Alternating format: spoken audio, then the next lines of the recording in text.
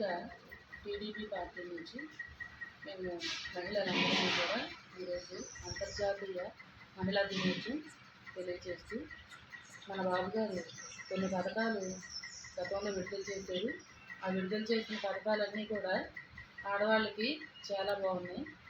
ఆ పథకాలతో పాటు ఇప్పుడు మహిళా సాధికారత అన్నది కూడా మన బాబు గారు వస్తే మనకి వృద్ధిలోకి వస్తుంది.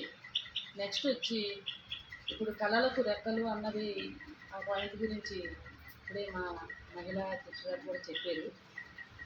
మహిళా నీలిమ గారు విశదీకరించారు.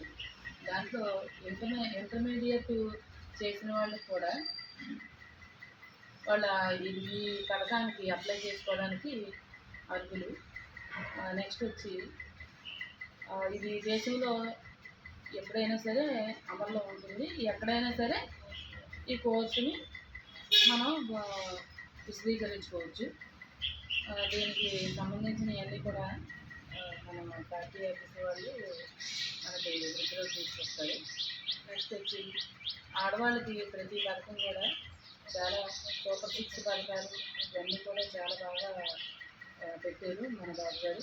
ఇప్పుడు ఆడవాళ్ళ మీద బాధ్యత మన బాబు గారిని గెలిపించడం, సీఎంగా ఎక్కించుకోవడం మా బాధ్యత.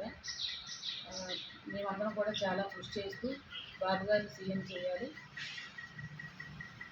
జగన్ ప్రభుత్వాన్ని పడేయాలి, అదే మా ఉద్దేశం.